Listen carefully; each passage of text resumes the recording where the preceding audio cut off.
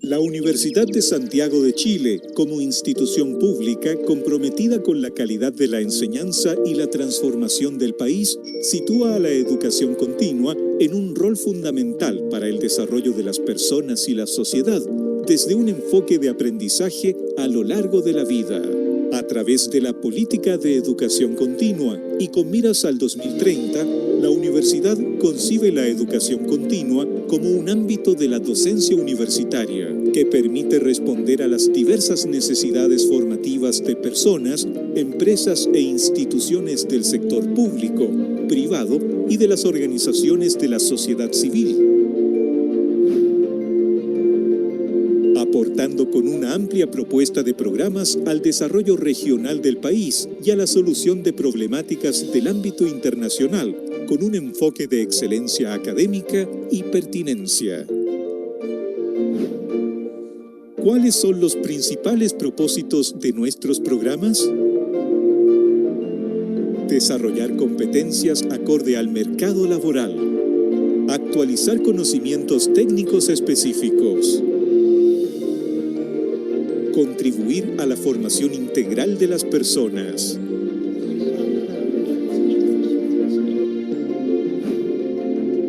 Los principios que guían la educación continua de la universidad son excelencia académica, pertinencia y prospección, colaboración para el abordaje de problemas complejos, aprendizaje continuo, bidireccionalidad, compromiso social, innovación y flexibilidad, ética.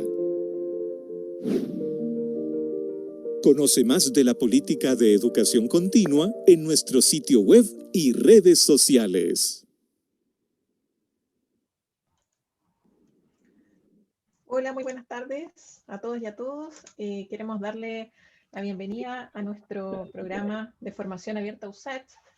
Este programa ha sido desarrollado de parte del Departamento de Educación Continua de la Universidad de Santiago en conjunto con las distintas unidades académicas y facultades que desarrollan programas de diplomados, postítulos y cursos en nuestra institución y que se van a estar dictando este año, ¿cierto?, de manera online.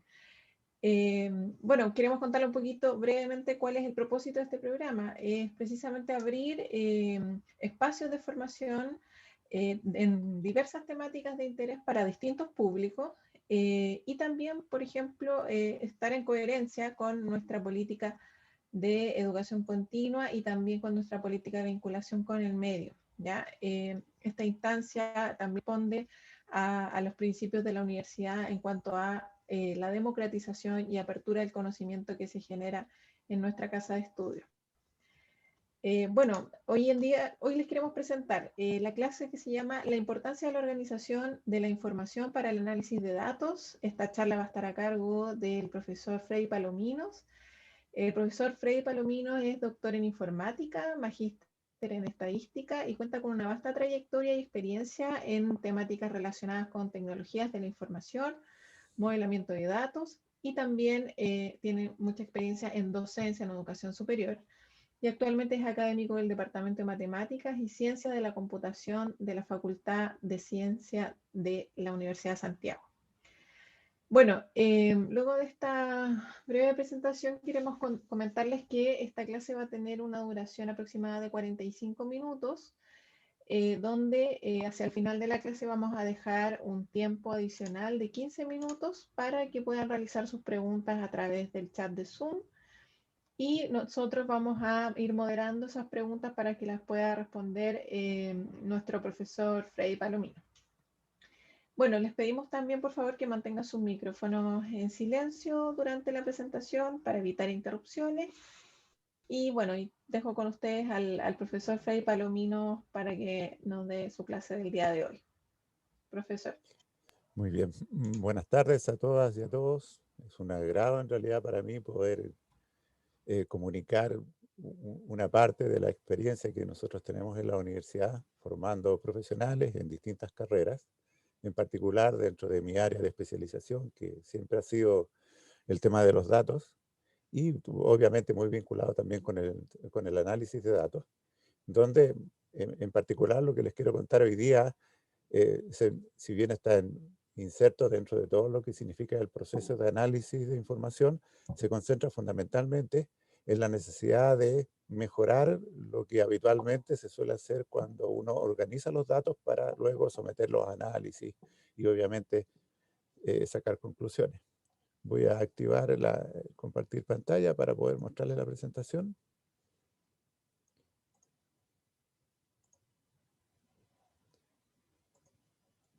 Muy bien.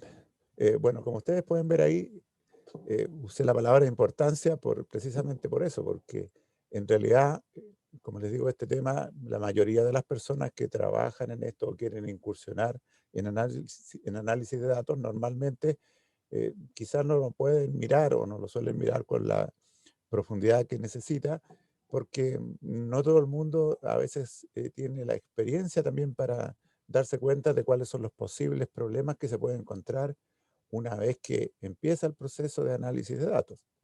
Entonces, bueno, lo primero que tenemos que tener en cuenta es que en realidad hoy día este es un tema que, como ustedes saben, tiene un gran interés, ¿ya? Y por lo tanto, para incursionar y trabajar bien dentro de él, es necesario enmarcarse, por decirlo de alguna manera, dentro de una cierta visión profesional, ¿ya? Y que requiere tener ciertas competencias y algunos saberes que están relacionados obviamente con la estadística.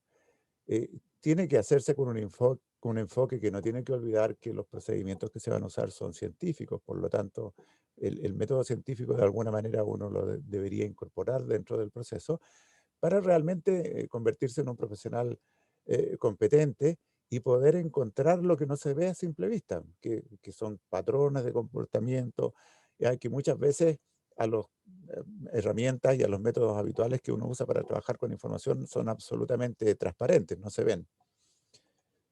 ¿Cómo vamos a abordar el temario de la charla? Básicamente, para que vayan teniendo una idea y no se pierdan en ello, voy a empezar hablando del contexto en el cual los datos existen actualmente, cómo es el ciclo habitual del análisis de datos.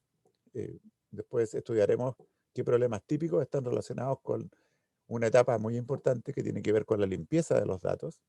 No a lo mejor tanto con la organización, pero sí con la limpieza de los datos. Y luego vamos a pasar a la parte que yo creo que es lo más importante de lo que les voy a contar, que son las formas para mejorar la organización de los datos. ¿Ya? ¿Cómo podemos, después de esa limpieza, o durante el proceso de recopilación y limpieza de datos, llegar a tener una mejor organización que va a favorecer y va a potenciar todo el análisis de datos posterior?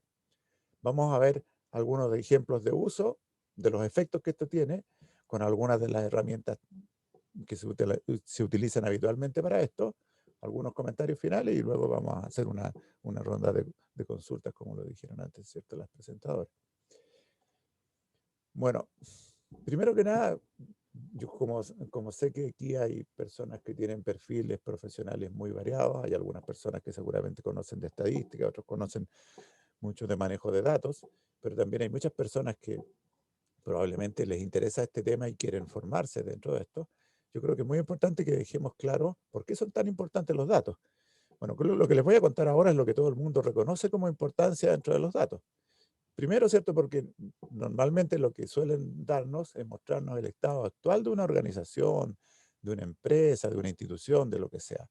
Siempre las personas que trabajan con datos se precian de decir que tienen sus sistemas de información que reflejan la realidad del sistema. No necesariamente la historia, pero sí reflejan la realidad. Es importante tener la historia también, sobre todo para el tema del análisis de datos. ¿Por qué es importante tener esto? Porque obviamente que una de las cosas que podemos hacer cuando tenemos los datos actualizados y también tenemos una historia detrás de ellos, es que podríamos detectar situaciones extrañas, anómalas, que pudieran afectar a nuestra organización de alguna manera, positiva o negativamente. Por otra parte, nos van a permitir predecir, sobre todo si tenemos una buena calidad de datos, eventos futuros. ¿Ya? Y eso es muy importante, poder anticiparse de alguna manera a lo que podría pasar. Y finalmente, también nos van a ayudar de repente a diagnosticar qué causas son las que están causando ciertos fenómenos, eventos, ¿ya? Y que podrían estar afectando nuestra organización o nuestra empresa. Bueno, otra cosa que tenemos que tener en cuenta es que todos ustedes ya lo saben, ¿cierto? Nunca se habían registrado tantos datos como los que podemos captar ahora en nuestros sistemas informáticos, en todo ámbito. Nosotros en nuestra casa, muchas veces guardamos mucha fotografía, material multimedia, videos, ¿cierto? Pero también guardamos información. En las empresas y en las organizaciones, sobre todo, se guarda información. Pero como los medios de almacenamiento cada vez permiten almacenar más cosas y cada vez es más fácil captar la información, esto que es un beneficio de todas maneras, pero también se transformó en un problema. Es complejo poder administrar toda esa información y sobre todo cuando no tiene un formato muy uniforme, cómo poder analizarla. Por eso que metido en este mundo de los datos, bueno, primero que nada, el tema del análisis de datos se ha ido potenciando en el tiempo, han aparecido soluciones o enfoques muy relevantes como lo que hoy día se conoce como Big Data para poder hacerse cargo de todos estos grandes volúmenes de información y no solamente de los volúmenes, sino que la poca forma que a veces tienen los datos y los cuales uno tiene que de una manera u otra gestionar. Entonces, bueno, se empieza a hablar de data science, ¿cierto? De ciencia de datos, que bueno, está dentro del mundo este del análisis de datos, que tiene que ver con esta visión un poco más, un abordaje más científico, por decirlo de alguna manera, al proceso del análisis de datos. La minería de datos cada vez se ha hecho como más importante, está inserta dentro de todo esto, y obviamente empiezan a aparecer términos como el machine learning, ¿cierto? Y la inteligencia artificial que está detrás de todo esto. Y muchos otros. Aquí yo estoy nombrando algunas cosas, las que probablemente son como más evidentes para nosotros.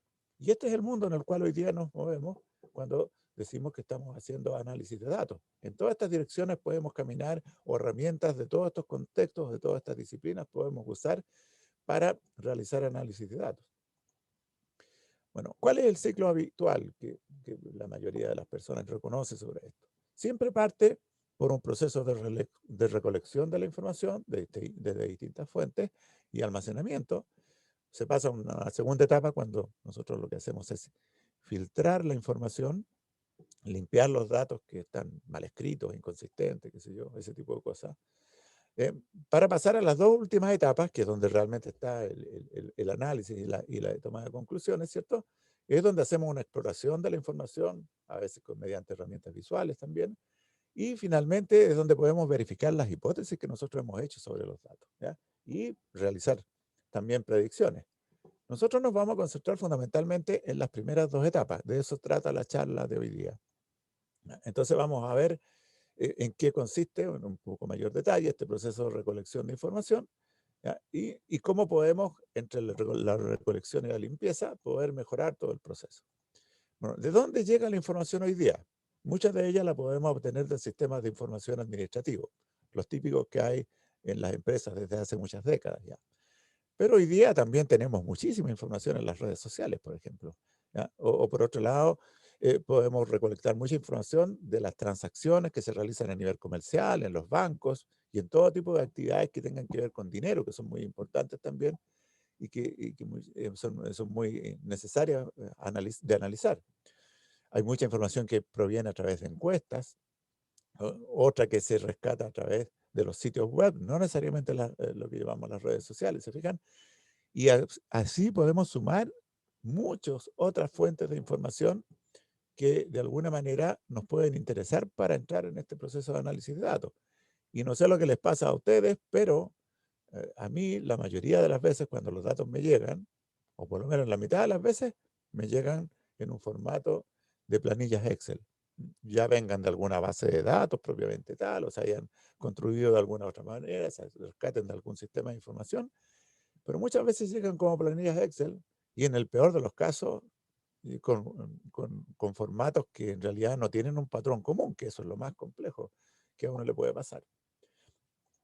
Entonces, bueno, tenemos necesariamente que entrar a un proceso de limpieza de los datos, como el que ustedes pueden ver acá, porque aquí ustedes pueden apreciar una tabla donde si nosotros con nuestro entendimiento humano, ¿cierto? La miramos, seguramente la vamos a entender, no vamos a tener mayores problemas, pero está en una situación, entre comillas, antinatural para lo que podría ser la gestión a través de un computador. Nosotros normalmente estamos acostumbrados a ver las columnas representando las características o atributos que tiene la información y no a nivel de las filas. No desplegamos los datos en forma de columnas, por ejemplo, sino que en forma de filas. ¿Se fijan? Por lo tanto, este es un formato inapropiado, que es extremo, probablemente muy pocas veces se va a dar, pero aunque uno diga esto que se da pocas veces, a mí me ha tocado ver muchas veces en la práctica, ya, en situaciones reales donde la información realmente se gestiona de una manera, pero muy precaria y no muy bien. Bueno, aquí hay un montón de problemitas que los vamos a ir viendo en el tiempo. Entonces, quizás una de las primeras cosas que tendríamos que hacer es asegurarnos que estamos trabajando con un formato más estandarizado que tiene que verlo con lo que habitualmente uno usa cuando trabaja con computadores. ¿Se fijan? Entonces, esta segunda versión de esta misma tablita, evidentemente, que es mucho más amigable, mucho más entendible probablemente, y no tiene el problema que tendría esta cuando la cantidad de datos creciera. Pero el problema no termina ahí. Esta limpieza o filtrado de la información tiene que hacerse cargo de otros problemas, como por ejemplo que nos vamos a encontrar con que de repente hay información faltante que no está y la tenemos que llenar de alguna manera. Bueno, para esto hay muchos criterios que se pueden usar para llenar esto, ¿ya? Para completar estos datos. No necesariamente tener que rescatarlos a lo mejor, sino que se pueden hasta estimar de repente en algún caso, ¿ya? Pero, pero es un procedimiento que hay que hacer. Por otro lado, nos podemos encontrar con situaciones como lo que ustedes ven aquí en este ejemplito también, donde en la práctica, si bien es cierto que no está escrito de la misma manera o no están los datos completos en las dos filas, hay dos filas que se refieren a la misma información. ¿Se fijan? Entonces eso es un problema que habría que corregir también. No tenemos que tener información duplicada porque eso nos va a alterar nuestros resultados. Por otro lado, es necesario manejar identificadores de alguna manera, que muchos le llamamos claves o llaves, le llaman algunos informáticos también, en el cual nosotros de alguna manera nos arreglamos para que cada una de las filas estas que están contenidas en las tablas tengan algún mecanismo de identificación que las distinga unas de otras. Porque podría ser que objetos distintos a veces tengan características comunes, pero se trata de objetos distintos y tengan que estar representados de alguna manera en una tabla en filas diferentes. Bueno, y lo otro que puede pasar es que van a haber muchos problemas también que tienen que ver con corregir los tipos de datos. ¿Se fijan? Aquí tenemos varios ejemplos donde tenemos, por ejemplo, la columna de desplazamiento en que está medida en distintos tipos de unidades o está escrito en distintos formatos. Lo mismo pasa con la fecha, ¿ya? El país de origen. Entonces, en realidad lo que deberíamos tender a tener una tabla mucho más ordenada todavía, donde están los datos que tienen que estar, no hay información repetida, los datos son uniformes en cada una de esas columnas. ¿Se fija? El tema de representar el país se resolvió poniendo un código, por ejemplo. Las fechas están todas puestas en el mismo formato. Las unidades de medida son las mismas y los datos están representados de la misma manera. Por lo tanto, ahora sí que tenemos un conjunto de datos que está mucho más limpio y ya podríamos enfrentar una etapa una primera etapa de análisis sin tener problemas. Porque de otra manera, estos datos que ustedes ven acá, por ejemplo, en esta tabla, USA y UU, que sabemos que se refiere al mismo país, por ejemplo, para un computador no va a poder distinguir, para él van a ser datos distintos y lo va a representar como si fueran países distintos. Entonces eso no lo podemos dejar de esa manera, lo tenemos que resolver de alguna forma. ¿Se fijan? Entonces, bueno, para poder ver cuál es la problemática y cómo podemos mejorar, vamos a tomar un ejemplo muy sencillo, ¿ya? Que por sencillo no significa que en realidad no sea una situación que se pueda dar en la práctica, pero que de alguna manera va a ilustrar esta problemática que yo les comento.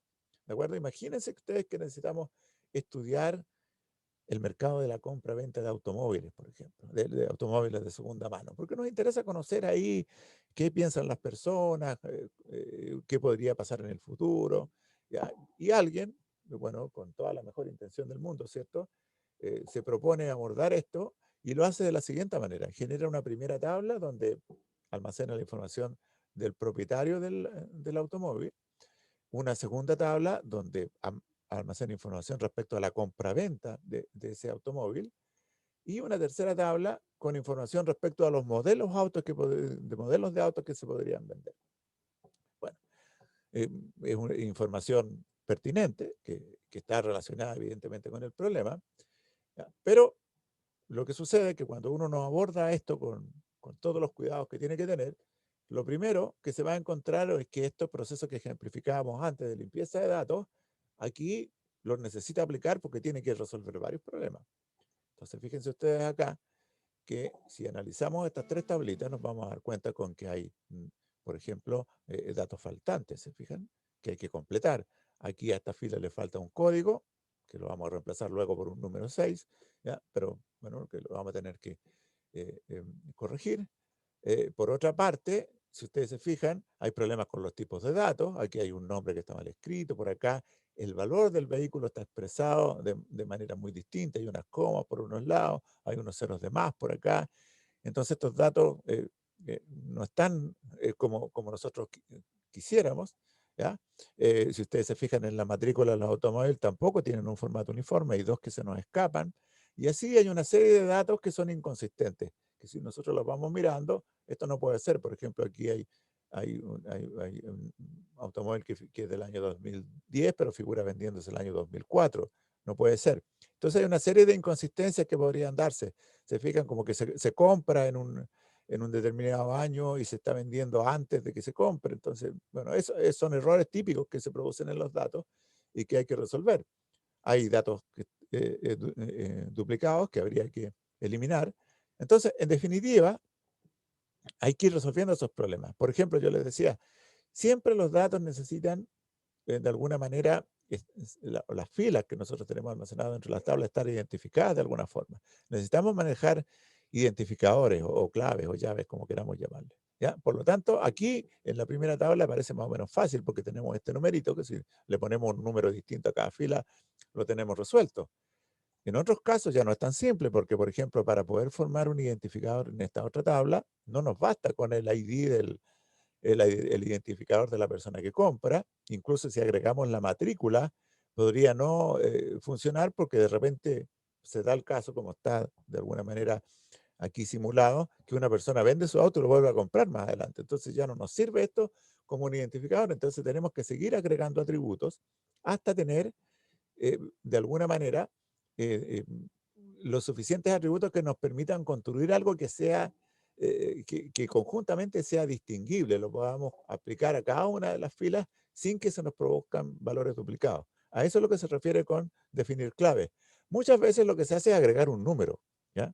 Pero agregar un número hay que saberlo hacer también porque el número no tiene mucho significado y eso muchas veces nos va a traer problemas porque después el número no nos va a decir mucho respecto al dato que nosotros queremos buscar, por ejemplo. En la última tabla tenemos más problemas todavía porque no tenemos ninguna columna que en realidad cumpla el rol de identificador y probablemente si los pusiéramos todas, no podríamos encontrar a lo mejor identificadores suficientes, ¿se fijan? Entonces, eh, aquí necesitamos más información porque con el tema de los modelos, los automóviles, que seguramente ustedes lo conocerán, pero de repente los nombres de los modelos suelen repetirse. Aunque el modelo mismo del automóvil es una combinación de caracteres y números bastante larga, difícil de recordar. ¿Se dan cuenta? Entonces, bueno, aquí los datos en realidad no están muy bien. Necesitamos hacer ese proceso de limpieza y, bueno, lo vamos a mirar aquí rápidamente en esta otra lámina, donde se hizo esta corrección de los datos. Aquí se me pasó algo porque todavía hay un dato que tiene 4 ceros, debería tener 3 solamente, pero bueno, después más adelante se van a dar cuenta que lo corregían con algunos ejemplos prácticos que preparé. ¿Se fijan? Entonces, bueno, avanzamos aquí porque corregimos los datos. Ya ahora no tenemos problemas identificadores, los datos están prácticamente buenos, a excepción de ese cero de más que hay ahí. Y ya no tenemos filas repetidas, por lo tanto tenemos datos mucho más sanos. Entonces ya nos podemos empezar a hacer preguntas sobre estos datos, que es lo importante, porque los queremos analizar, queremos sacar conclusiones, queremos proyectar cosas. Por ejemplo, ¿podemos saber cuántos vehículos ha comprado cada persona? Es más o menos fácil. ¿Por qué razón? Porque en realidad podemos vincular estas dos tablas. El ID que identifica a la persona está presente también en la tabla donde está registrada la compra, por lo tanto sí podemos saber qué vehículos ha comprado cada persona. ¿Se fijan? Porque quien construyó este conjunto de datos hipotéticamente tomó la precaución de poder vincular las dos tablas. ¿Podemos saber cuánto se gasta en vehículos en cada año? Sí, también, porque en realidad lo podemos sacar desde acá Aquí tenemos la información. No tenemos el año propiamente tal, porque este es el año del vehículo, no es el año de la fecha de compra. Pero si nosotros hacemos una pequeña transformación de estos datos y rescatamos solamente el año de aquí, sí podemos saber cuánto se gasta en vehículos en cada año. Podemos hacer una consulta que nos dé esos datos. Gracias, sobre todo a la primera de ellas, que tenemos vinculados estos dos datos, ¿se fijan? Pero, por ejemplo, si alguien quisiera otro tipo de información, ¿podemos saber cuánto dinero se transa por cada modelo de automóvil, por ejemplo? Aquí ya tenemos problemas, porque en la tabla compra se almacenó la marca, el año de inscripción del vehículo, la fecha de compra o la fecha de venta del vehículo, como cuando la persona se deshace de él, por ejemplo, ¿ya? Pero la marca no es suficiente para vincularlo con el modelo, porque yo tengo de la misma marca muchos modelos distintos. Entonces aquí sí que tengo un problema, ¿ya? Y una pregunta como esta o como esta otra, si podemos saber cuántas personas compran vehículos, por ejemplo, con más de 5 asientos, que aquí en este ejemplo pequeñito hay solo uno, ¿se dan cuenta? Eh, no vamos a poder vincular estos datos. Entonces aquí tenemos un problema. Como les digo, este es un ejemplo, un problema muy sencillo, que está hecho, digamos, para que se noten este tipo de cosas, pero en datos reales esto suele pasar mucho, cuando uno no toma estas precauciones. Entonces aquí tenemos un gran problema que tenemos que abordar. Y eso es lo que yo les quiero contar en esta charla de hoy. ¿Cómo podríamos en la práctica abordar esto para que no caigamos en este problema y en la práctica podamos responder a estas preguntas que nos quedaron aquí marcaditas en rojo en este momento? Ya. Entonces, bueno, ¿esto dónde hay que hacerlo? En estas dos primeras etapas. Está circunscrito a estas dos primeras etapas, en la recolección y almacenamiento y en la limpieza y filtrado. ¿Por qué razón? Porque esto es un proceso analítico que tenemos que hacer. Tenemos que tener claro qué información queremos, qué vínculos entre esa información nos interesan y cómo la vamos a representar. ¿Se fijan? Entonces, eso tiene que hacerse, ojalá incluso de forma previa a poner en práctica todas las actividades que tienen que ver con la recolección y el almacenamiento y la limpieza de los datos. ¿Cómo podemos entonces mejorar este proceso? ¿No? Ya creo que con lo que les he comentado les va quedando más o menos claro que es necesario preocuparse un poco más de esto, de tratar de evitar que uno caiga en situaciones como las que veíamos en el ejemplo anterior, que cuando son problemas reales es mucho más fácil que se produzcan y es mucho más difícil manejarlas porque tenemos mucho más datos, no tenemos unas pocas columnas y unas pocas filas como en el ejemplo que estamos viendo. Entonces, bueno, ¿cómo avanzamos a eso? Yo les voy a plantear aquí otra pregunta ahora. Imagínense que de repente les dicen a ustedes que tienen que hacerse cargo de administrar en un computador los préstamos y devoluciones de textos en una biblioteca. Para una persona que no tenga el conocimiento, ¿cierto?, la experticia para manejar este tipo de problemas, esto sería súper engorroso. No es fácil de hacer, probablemente va a empezar a guardar las cosas en archivos Excel, ¿ya? Que puede ser una buena respuesta así inmediata, pero al poco andar se va a dar cuenta que esto se transforma en algo inmanejable. Bueno, una persona que aprende a abordar este tipo de problemas, cuando se le haga la misma pregunta, va a ver una cosa muy distinta. Va a ver la misma biblioteca, pero va a decir, esto es lo que está pasando. Esto es lo que está funcionando detrás. Esta es la estructura de información que hay detrás de este problema. Y cuando yo la tengo ya identificada, veo sus relaciones y sus características, yo la puedo en realidad no solamente entender, sino que la puedo usar apropiadamente.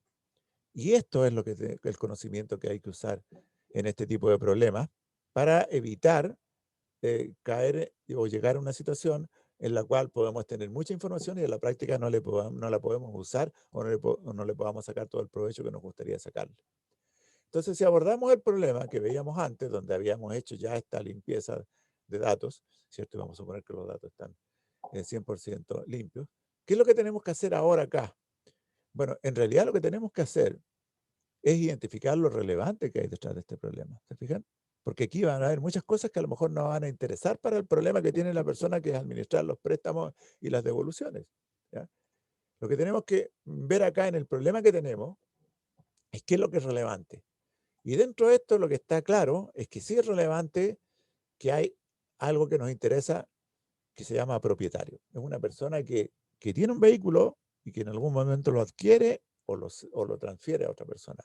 Y mientras lo tiene, en el intervalo de tiempo en que está en su poder, obviamente es el propietario, ¿cierto? Y de este propietario, lo vemos ahí en la tablita, nos interesan algunos atributos. Queremos una identificación que podría ser un root en la vida real, ¿cierto? Nos interesa el nombre, la dirección, el teléfono, ¿ya? Lo podemos representar de esa manera. Y nosotros sabemos además que esta persona tiene otros atributos. Por ejemplo, le puede gustar un determinado tipo de música, puede tener un determinado color de cabello, pero en realidad para el problema de los autos, el tipo de música y el color de cabello, yo creo que no va a correlacionar mucho, no es una información que nos vaya a aportar mucho. Por lo tanto, si bien es cierto, sabemos que es una información que forma parte de las personas que son propietarios de vehículos, son irrelevantes para el problema. Entonces, no los vamos a considerar. ¿Se fijan? Una de las cosas que tenemos que aprender a hacer es a identificar cuál es la información relevante dentro de la que tenemos y la que eventualmente nos podría faltar. Y no caer en la tentación de incluir datos como estos, que en la práctica no nos van a aportar mucho a nuestro problema. Entonces, bueno, de aquí nos vamos a quedar, como les decía, con la información del propietario, que es la que está ya incluida dentro de esta tabla. ¿Qué otros datos nos interesan aquí dentro del problema?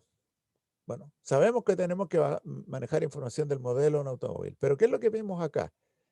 Que tal como está aquí, no tenemos mucha claridad que vamos a poder siempre distinguir entre un modelo de otro, porque basta que en el nombre del modelo se nos repita en algún momento, por tomar cualquiera de ellos, el Corolla, por ejemplo, deben haber muchos modelos distintos, ¿eh?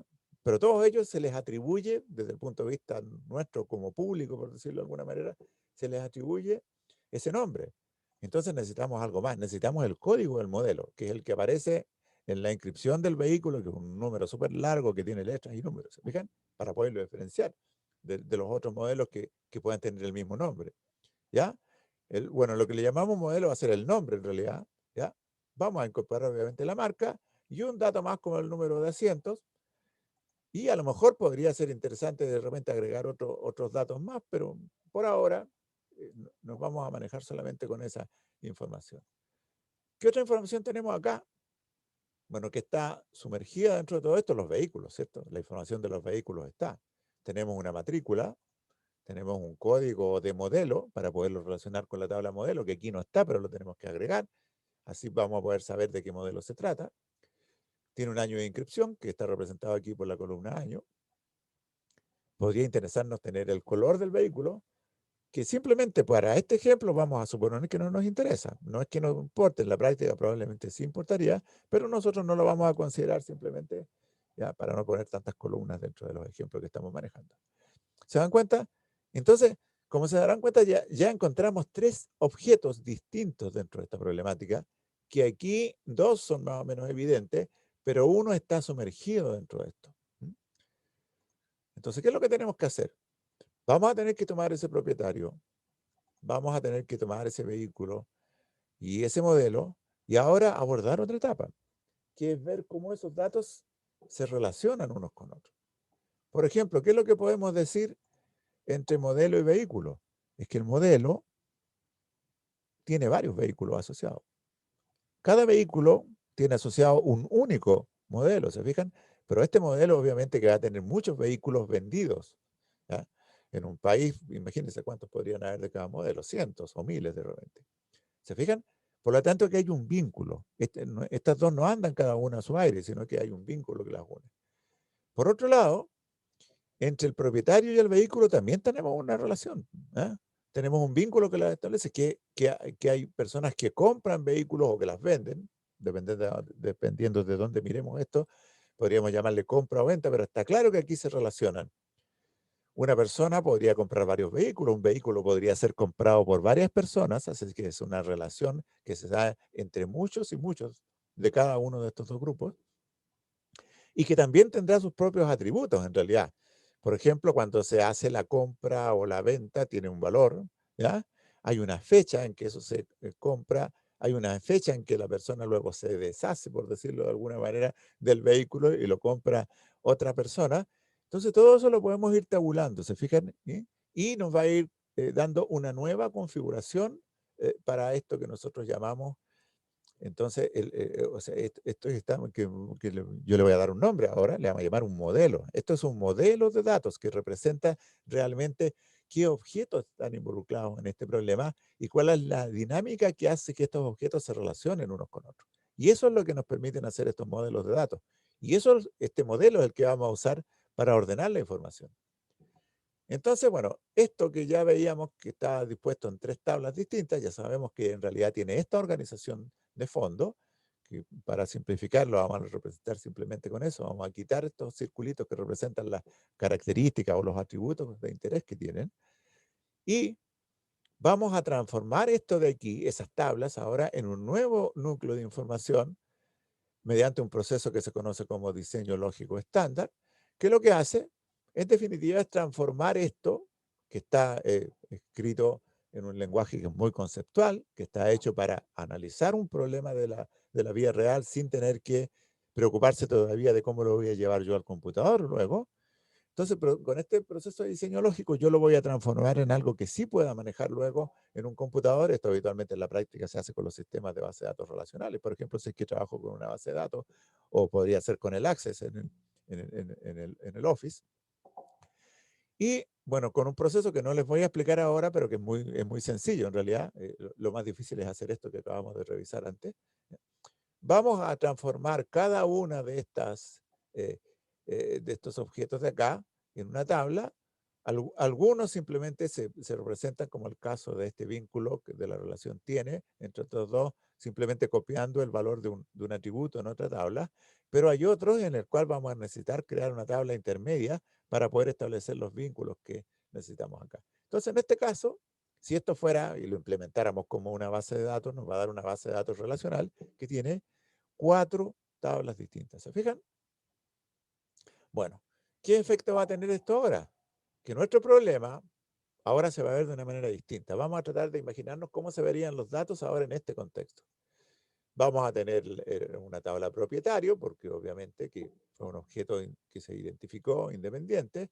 Vamos a tener una tabla vehículo, donde va a estar la información de todos los vehículos, la que estrictamente le corresponde al vehículo, que es la matrícula, el código del modelo para poder ir a rescatar la información del modelo cuando la necesitamos, el año de inscripción, por ejemplo, y nada más, no estamos manejando más datos que eso. De la información del modelo, un poco lo que teníamos antes, pero se le agregaron más datos, el código del modelo, por ejemplo, el año en que salió el modelo, que antes no lo teníamos, se puede agregar ahí para completar un poco más la información del modelo, pero ahora sí que tenemos vínculos, si ustedes se dan cuenta aquí, entre las tablas, y nos falta la última tabla que es compra, que vincula a estas dos, porque tiene el ID del comprador y la matrícula, y además contiene toda la información relativa a la compraventa, el precio en que se transó, desde en qué momento fue adquirido hasta qué momento lo tuvo esa persona. Esto probablemente lo podríamos omitir porque en realidad lo podemos luego obtener desde otra parte, pero para que quede más claro aquí yo lo incluí. En un refinamiento podríamos quizás quitar esa columna sin ningún problema. Y finalmente así tenemos ahora la información dispersa en 4 tablas distintas, pero con vínculos claros y bien establecidos entre cada una de ellas. Por lo tanto, yo puedo hacer lo que le llama muchas veces la gente que trabaja en esto de la informática, puedo navegar entre los datos, ¿se fijan? Y puedo empezar a hacer consultas más complejas. Responder a esas consultas que antes no pudimos responder, por ejemplo. ¿Ya? Ahora, ¿cómo es que yo hago para llegar a este producto? A datos que no solamente estén bien escritos, donde resolví los problemas del formato, de las unidades y ese tipo de cosas, sino que datos que estén conectados en realidad, que no sea una simple suma de archivos, sino que sea una cosa mucho más grande, mucho más potente. Bueno, para eso, lo que nosotros hacemos es enseñar un procedimiento simplificado que no es el que usan en realidad las personas que se dedican a esto del análisis de datos perdón, al modelamiento de datos en la vida real. Ahí se hace un proceso un poco más sofisticado todavía, pero que para el análisis de datos, con lo que vamos a ver aquí, es más que suficiente. ¿Ya? ¿Qué es lo que hacemos? Bueno, nos preocupamos del problema que tenemos en estudio y lo hacemos tomando como marco de referencia un modelo que se conoce como el modelo de entidad-relación, que a lo mejor mucha gente no lo conoce por el nombre, pero les podría decir que está presente en casi todas las herramientas que hacen este tipo de cosas, un poco de manera subyacente, está medio escondido muchas veces, ¿ya? Aunque se confunde mucho a veces con las herramientas relacionales, pero está ahí presente, los conceptos, todo ese tipo de cosas. Y este modelo, que es un marco teórico para trabajar, que es muy simple de entender, aplicado sobre este problema en estudio, que es parte del mundo real, pero que no es todo el mundo real, porque nos interesan algunas cosas, ¿ya? Como lo que veíamos antes, que algunos atributos no nos interesaban, nos permite construir ese modelo conceptual, que es el que estaba compuesto con los rectángulos y los rombitos que veíamos anteriormente. ¿Se fijan? Y ese modelo conceptual, mediante el proceso este que les decía yo de diseño lógico, lo transformamos a algo que en realidad va a ser ya en una primera instancia independiente del sistema de administración de base de datos o del software donde lo voy a poner, porque no necesariamente lo tengo que trabajar, como les voy a mostrar en unos ejemplos prácticos más adelante, en un sistema de administración de base de datos, lo podría trabajar en paquetes estadísticos, ¿ya? Voy a tener ese diseño lógico que lo voy a adaptar, si es que lo quiero llevar a un sistema de administración de base de datos, por ejemplo, al lenguaje que usa el sistema, lo que muchas veces se le llama el modelo físico, y eso nos va a permitir en la práctica tener una base de datos. O sea, toda esa información que veíamos antes que estaba desperdigada en las tablas va a quedar aquí almacenada realmente. Y este modelo físico es el que va a representar la estructura de esas tablas y el sistema de administración de base de datos, que es un conjunto de programas muy grande, muchas veces como lo es un sistema operativo de un computador, nos asiste a nosotros con un montón de herramientas, entre ellas con un lenguaje en particular, el SQL, que lo voy a nombrar más adelante, para poder interactuar con esto de una manera ordenada, sin tener tropiezos y, y problemas. ¿Se fijan? Entonces, bueno, aquí construimos un círculo que es bien virtuoso en realidad, porque nos permite ordenar todo el proceso y llegar a tener estructuras ordenadas que si incluso es necesario las puedo manejar en un sistema de administración de base de datos sin ningún problema. Bueno, la gente que se dedica a esto, como les digo, hace un proceso más largo porque hay algunos refinamientos, pero para el tipo de problemas que se manejan habitualmente acá, este modelo simplificado es bastante útil y razonable. Ya. Entonces, bueno, ¿qué nos permite esto que acabamos de ver? Bueno, es tomar una problemática del mundo real como el que conocemos, aprender a identificar lo que es relevante para nuestro problema y transformarlo en este modelo conceptual que les comentaba antes. ¿Se fijan? Que va a representar los objetos que hay y las interrelaciones que hay entre los objetos. Luego eso, a través del proceso de diseño lógico, lo vamos a ir transformando en algo que sea manejable en un computador, ya sea en un paquete estadístico o en un sistema de administración de base de datos, si es que fuera esa una necesidad, ¿ya?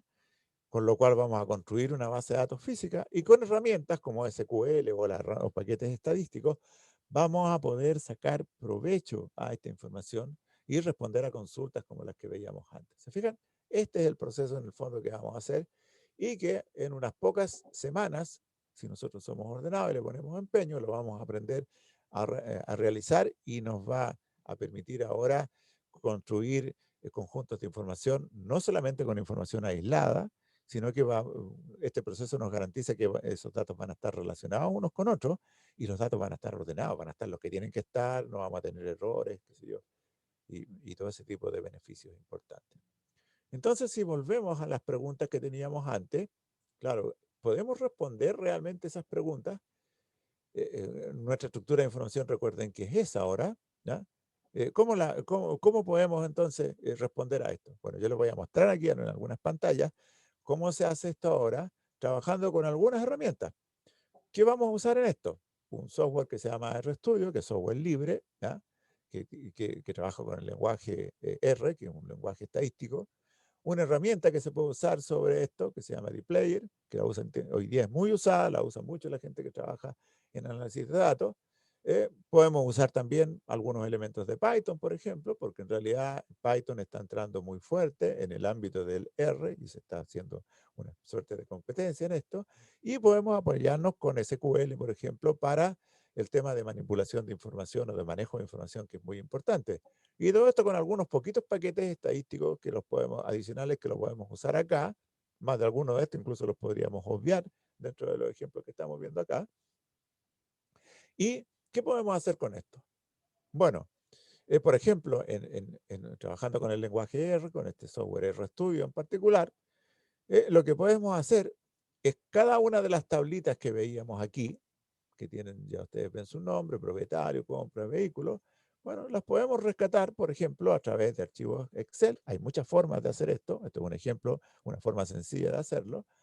Y leer esa información y convertirlo en un data frame dentro de lo que es el lenguaje R. ¿Se fija? ¿Qué ganamos con eso? Que utilizando la otra herramienta, que se las nombré por acá, que se llama dplyr, ahora nosotros podemos empezar a hacer consultas. Y aunque seguramente para quienes no conozcan esto va a parecer un lenguaje complicado, ustedes se darían cuenta que al momento de estudiarlo es muy simple, porque hace muy fácil el tema de trabajar con información. Lo que hace esta instrucción es simplemente para poder responder a la pregunta de saber cuántos vehículos ha comprado cada persona. Lo que va a hacer es simplemente juntar la información de las tablas donde está lo que necesitamos. Incluso bastaría con trabajar con estas dos tablas. Aquí yo estoy juntando 3 tablas, diciéndole simplemente con qué atributo tiene que considerar para juntar una tabla con otra. Por ejemplo, el propietario con compra lo junta haciendo que las filas coincidan el mismo ID. Luego hace lo mismo con la tabla vehículo, haciendo que coincida el atributo matrícula para que los datos no se mezclen mal. Y luego dándole una orden en la cual le digo, mire, yo quiero en realidad que me los agrupe por el ID, quiero que le agregue el nombre, en realidad como el nombre depende del ID, o sea, cada ID no me va a hallar un único nombre, esto no me va a generar más grupos de los que tienen que haber, ¿ya? Eso en computación se le llama ser funcionalmente dependiente del otro valor, así que no le agrega nada, pero sí desde el punto de vista mío, como persona, como humano, ¿cierto?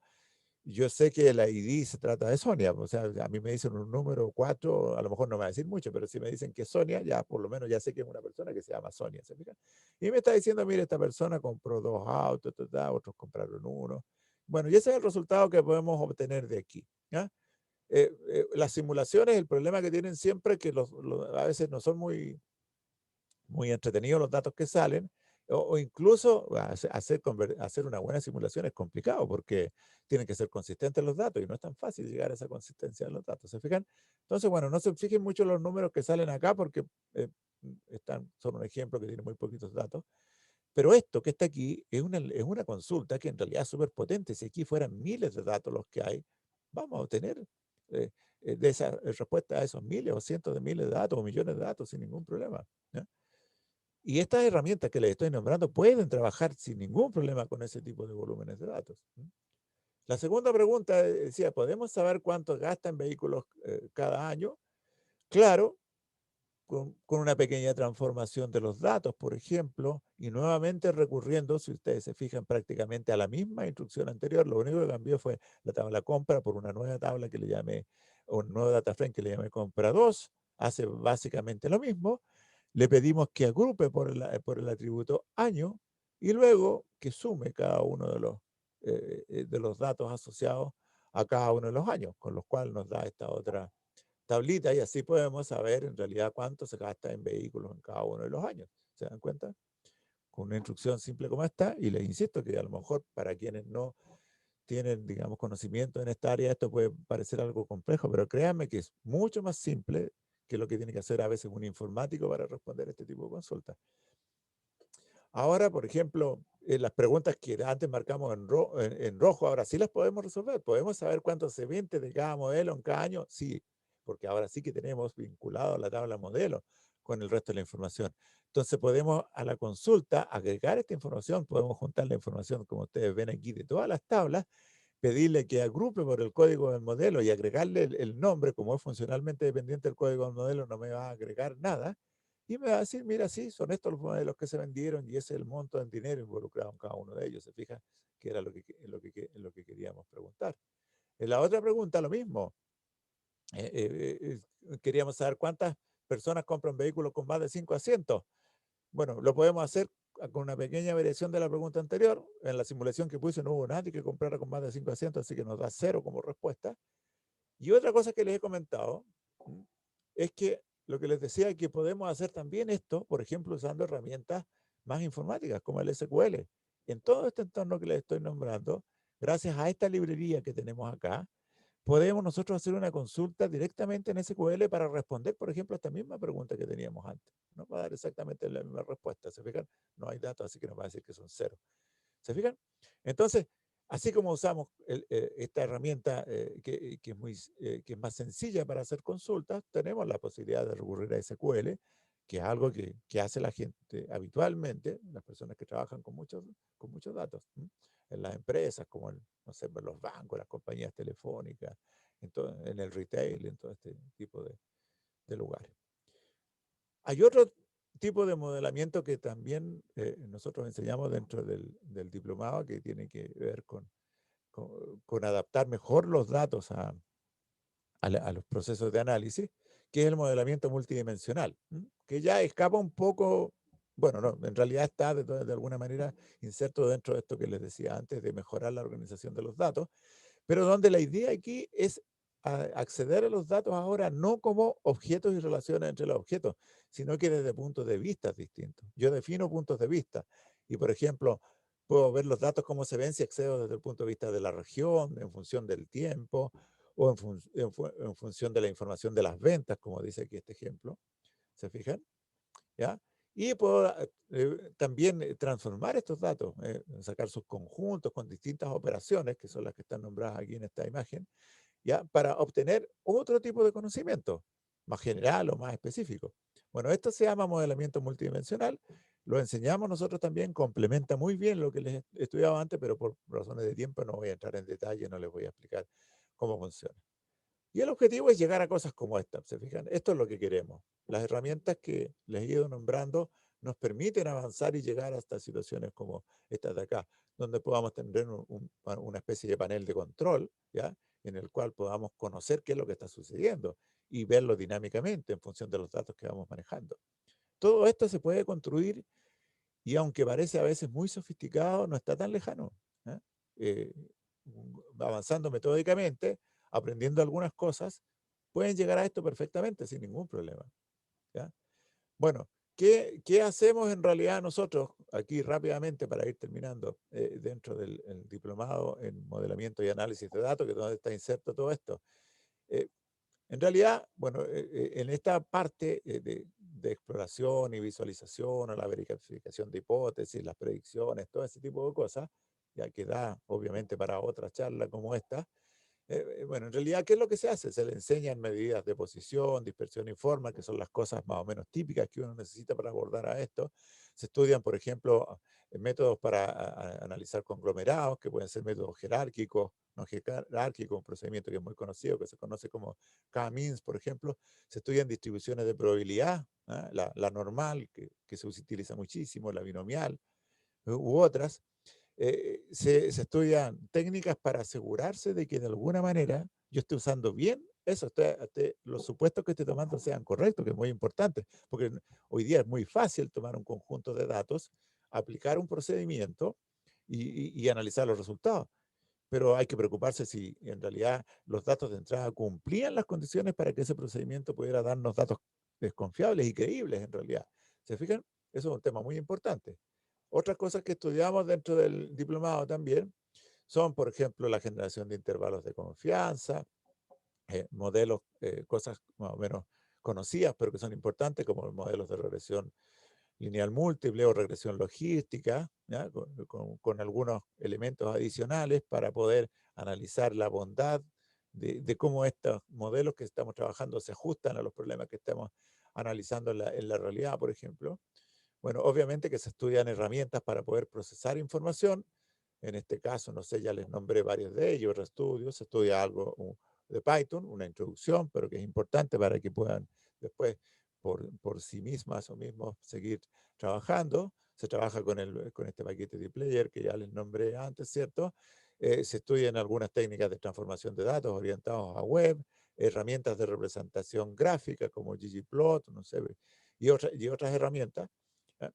De tal manera de tener un conjunto de conocimientos, herramientas completas para poder abordar el proceso de análisis de datos. ¿Cuál es el objetivo que nosotros perseguimos en realidad con esto? Que cuando entremos a un proceso de análisis de datos, se conozcan adecuadamente las herramientas que sirven para analizar esos datos, que lleguemos a trabajar con información organizada, o sea, información de calidad, ¿se fijan? Que podamos confiar en ella y que le podamos sacar todo el provecho que en realidad y todo el conocimiento que hay detrás de esa información.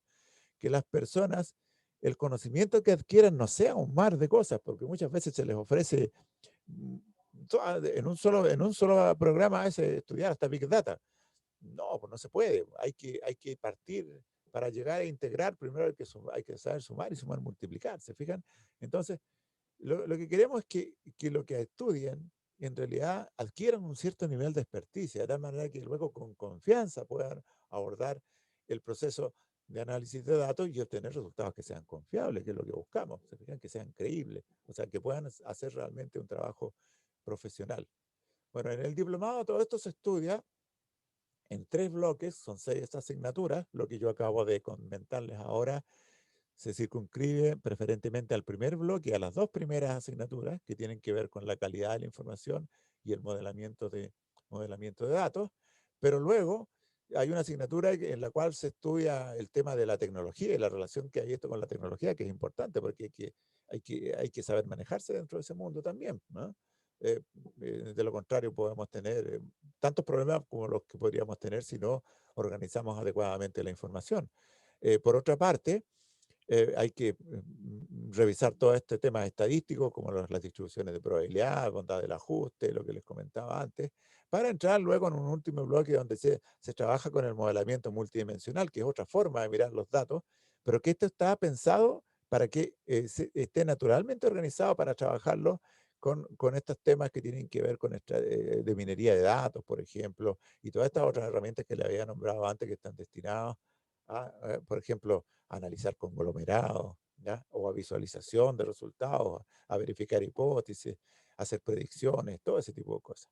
Entonces, se estudian una serie de conceptos lo suficientes como para poder tener la confianza de trabajar y llegar a resultados como los que les comentaba previamente. ¿Mm? Muy bien, pues hemos llegado al final de la presentación. Espero que les haya gustado y que haya sido una oportunidad para aprender, sobre todo para quienes quieren incursionar en esto y no hayan tenido la oportunidad de ver antes. Y estoy, bueno, con todo agrado dispuesto a responder las consultas que ustedes quieran formular. Muchas gracias, Freddy, por la presentación. Estamos recogiendo aquí las preguntas en el chat, así que los invitamos a todos a que puedan hacerlas a través de ese medio. Y había una pregunta que surgió entre medio de la presentación que decía ¿qué política se sugiere seguir para completar datos faltantes? Bueno, la verdad que hay muchos métodos que se usan para eso, ¿no? Que se pueden usar. Y no sé si la palabra política, me imagino que más que nada se refiere a métodos que se podrían usar. Depende de los conocimientos que uno tenga también, ¿no? Porque, bueno, si es una persona que tiene una buena formación en estadística, por ejemplo, que sabe harto de este tipo de cosas, hay muchas herramientas predictivas que se podrían usar para completar estos datos. Si uno no tiene tanto conocimiento como eso, hay una serie de recomendaciones que las pueden ver fácilmente, que a veces dicen, no sé, reemplácela por un promedio, ¿ya? O vea cuál es el valor más frecuente, cosas como esas, ¿no? Como les digo, depende mucho del conocimiento que uno tenga al respecto. Y por otro lado, eh, también tiene que ver con la organización o la empresa donde uno está trabajando, porque ahí se tienen que tomar decisiones respecto a cómo eh, abordar ese problema. ¿Mm? Perfecto. Y en relación a esas decisiones, Freddy, John nos pregunta ¿qué simuladores sugiere para apoyar en la toma de decisiones?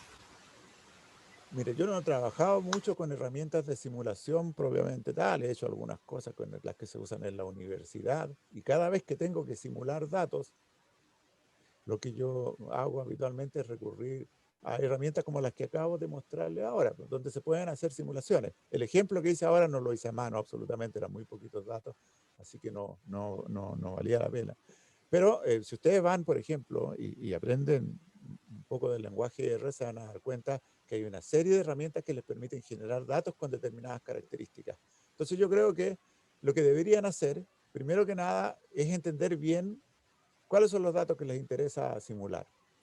Hacer este proceso que les mostré antes, de ver cuáles son los objetos, cómo les gustaría a ustedes, qué relaciones de esos objetos les gustaría captar, y recién después de esa etapa, plantearse la etapa, cómo los voy a simular, crear los objetos y decidir, por ejemplo, qué distribuciones de probabilidad le voy a asociar a las relaciones que existen entre esos objetos. Y todo se podría hacer, por ejemplo, con las herramientas que les nombré antes. Aunque, insisto, hay herramientas que se usan para hacer simulación que son muy potentes en ese sentido, pero por lo menos dentro del ámbito universitario, yo suelo trabajar más con este tipo de cosas, y en lo que me ha tocado trabajar de distintos temas de distinta naturaleza, incluso proyectos de investigación, ha sido suficiente las simulaciones que he podido construir con este tipo de herramientas. Perfecto. Fabián nos dice, además de modelar datos y gráficos, ¿qué otras funciones se pueden desarrollar con Python? Montones de cosas. Python es un lenguaje de programación. Como un lenguaje de programación, podríamos decir casi de multipropósito, lo puedo usar para cualquier cosa. Por ejemplo, lo puedo usar en la generación de sistemas de información basados en web, con una integración con otras herramientas. Lo puedo usar para analizar información, porque hay una serie de paquetes, están disponibles ellos son fácilmente asequibles, que yo los puedo ir incorporando, agregándolos como librerías, instalándolos, y los puedo usar, por ejemplo, para todo este tema que tiene que ver con análisis de datos, que se complementan muy bien con otro tipo de herramientas. Pero como es un lenguaje de programación, en realidad puedo hacer cualquier cosa. Es un lenguaje que está orientado a trabajar con datos de tipo matemático, o sea, puede manejar números enormes sin ningún problema, cosa que otros lenguajes de programación no pueden hacer. Entonces, yo creo que la pregunta debería ser de otra manera, digamos, ¿hasta dónde puedo llegar quizás? Y la respuesta que yo les podría dar que depende de ustedes. Ustedes le van a poner el límite hasta dónde pueden llegar. Perfecto, Verónica agradece la presentación y nos pregunta si es que en la universidad se está pensando algún curso de las dos etapas siguientes, ya sea la exploración y visualización y prueba de hipótesis. Y además pregunta qué libro podría recomendar para profundizar en estas 4 etapas. Mira, en términos de la universidad hay varios programas donde se enseñan conocimientos que están relacionados con esto. Bueno, yo les hablaba en particular del diplomado, que es en el cual yo dirijo, donde, bueno, les enseñamos esas herramientas que les acabo de nombrar anteriormente, que son de uso sumamente frecuente. O sea, eso es un muy buen punto de partida. Yo creo que lo que tienen que tener en cuenta fundamentalmente, más que nada, es en qué situación están ustedes, ¿ya? ¿Qué tanto saben del tema? ¿Ya? Y hacia dónde quieren ir. Y eso es lo que les va a permitir elegir en realidad el mejor programa. Si no saben nada de esto, pero tienen una formación universitaria donde han hecho algunos cursos de estadística, conocen un poquito de programación, ni siquiera quizás sería necesario conocerlo, pero tienen algún tipo de conocimiento como este diplomado yo creo que sería una situación, digamos, un camino ideal, porque les va a permitir integrar una serie de conocimientos que no se los dan otros programas. Pero si ustedes ya se manejan bien con datos, por ejemplo, y lo que quieren es saber más de estadística, pueden optar por otros programas, que los hay, los van a encontrar en la universidad y los van a encontrar en otras universidades. Lo que sí yo les puedo contar que la mayoría de los programas que yo conozco, que he tenido por lo menos la oportunidad de ver información, es... por ejemplo, la mayoría se concentran mucho en los métodos estadísticos, y dejan un poco de lado el tema de los datos. Y eso fue lo que me motivó a mí a hacer esta charla en realidad, porque el tema de los datos es súper relevante, ¿ya? Y no es algo que se pueda obviar, porque ahí es donde uno se queda pegado más adelante. Y en términos de bibliografía, yo la verdad que suelo mucho recurrir a la información que está en Internet. Ahora, ¿por qué yo en particular me puedo manejar bien? Porque el problema es que lo que se encuentra en Internet a veces no está muy bien, digamos, ¿eh? Puede tener errores. Entonces también el conocimiento que uno tiene ayuda mucho en eso. Y no suelo recomendar muchos libros. Por ejemplo, en el ámbito de modelamiento de datos, si a mí me preguntan cuál Hay un libro que es del año 93, que yo lo pongo como bibliografía básica en cualquier curso de modelamiento de datos, ¿ya? Que es de una autora española que se llama Adoración de Miguel, ¿ya? Y que aborda todo este proceso del modelamiento de datos, pero lo hace desde el punto de vista de cómo lo tendría que ver un informático. Es mucho más de lo que se necesita para esto. Y en términos del análisis de datos, en términos de estadística, hay un montón de textos con los que se puede partir que están disponibles. Busquen en algunos sitios web, por ejemplo en la IBM, qué sé yo, y se van a encontrar con que hay libros que están orientados sobre todo a la parte del conceptual inicial que se necesita manejar. Pero hay mucha información, no recuerdo en este momento detalles. Si a lo mejor más adelante les interesa conocer algo, podrían enviar un correo, y yo un correo electrónico, y con todo agrado, digamos, les puedo dar alguna otra información adicional. Gracias por la respuesta, Freddy. Seguimos con la pregunta de Sebastián, que nos dice cómo definir cuál es la primary key más apropiada en una tabla. Bueno, es un tema que tiene mucho que ver con la experiencia que uno tenga en el modelamiento de información. Normalmente cuando uno tiene que definir esa clave primaria, o sea, primary key, se dice que es un proceso arbitrario. ¿Por qué arbitrario?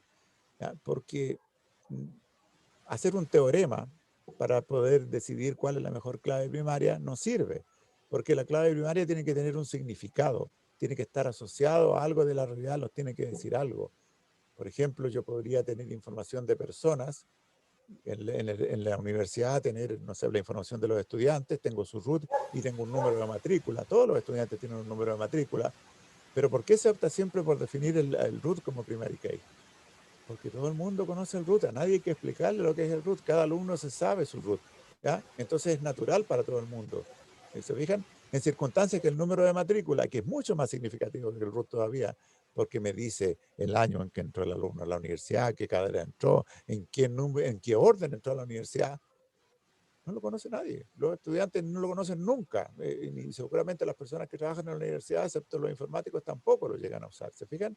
Entonces, elegir una buena clave primaria yo creo que tiene que ver un poco con el sentido común y la experiencia que uno tenga. Eso es lo fundamental. Perfecto. Y la última pregunta es de Sergio, que primero nos agradece por la presentación y quisiera saber si tiene experiencia en administración de datos en el sector salud. ¿Qué herramientas se están usando actualmente? No he trabajado en el sector salud. Hemos tenido alumnos de repente en el diplomado que vienen de ese entorno, pero lo que sí les puedo decir que las herramientas que se usan son las que yo les he nombrado, más algunas otras que pueden ser más específicas, pero se van a encontrar con estas mismas cosas. Todo lo que les he nombrado antes como herramientas, las pueden usar perfectamente en ese ámbito o en cualquier otro, sin ningún problema, y les van a poder sacar mucho provecho. De hecho, si ustedes las aprenden a usar bien, no van a necesitar mucho más que eso. Va a ser suficiente con eso. Perfecto. Y lo último que ha salido también en el chat, Freddy, es ¿hasta cuándo tienen plazo los interesados en poder postular al diplomado? Vamos a partir las clases el día 4 de mayo, la próxima semana. Se puede postular sin ningún problema hasta esa fecha, o incluso durante la primera semana.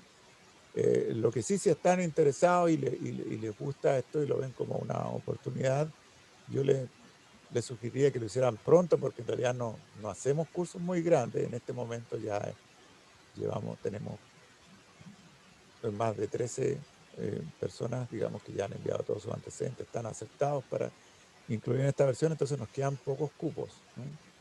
No vamos a trabajar con un grupo más allá de 16 personas. Por lo tanto, bueno, si realmente creen que esto es algo que les puede aportar y que está dentro de sus expectativas, les sugiero que lo hagan rápido, para que no se queden fuera. Aunque vamos a dar el diplomado más adelante de nuevo, pero bueno, si está la oportunidad de hacerlo ahora, ¿por qué no? Al menos una vez al año, que también nos estaban preguntando cuántas veces al Sí, año se estamos da. tratando de hacerlo todos los semestres, ¿ya? Esa es la verdad, ¿no? Pues, bueno, como los últimos años han sido muy especiales, no nos ha funcionado eso de darlo en realidad todos los semestres, pero la expectativa es que si hay interesados lo damos todos los semestres. Sí, sí.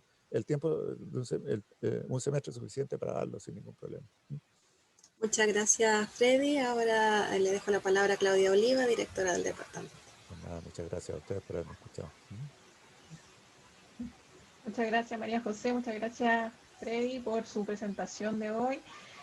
Bueno, queremos agradecer también a todas y todos los participantes de esta clase abierta, y antes que se vayan queremos pedirles por favor que nos respondan una pequeña encuesta que no les va a tomar más de 2 minutos, son 3 preguntas, por favor, para que nos cuenten sobre su apreciación de la clase de hoy, y dejarlos invitados para que visiten también el sitio web www.educacioncontinua.usach.cl, y van a poder encontrar más información también del diplomado. También está apareciendo en el chat el link directamente para que puedan ingresar, y también los invitamos a que nos sigan en redes sociales, porque ahí seguimos publicando y difundiendo más clases abiertas de nuestro programa Formación Abierta USACH. Así que gracias por su participación, y muchas gracias nuevamente, Freddy, por su exposición de hoy. Que estén muy bien y que Nada, tengan gracias a una buena ustedes. tarde. Chao, chao. Que estén muy bien. Muchas gracias, hasta luego. Chao, hasta luego. Hasta luego. Chao, gracias a todos. Chao, chao. Hasta luego. Gracias, hasta luego. Chao, chao. Hasta luego.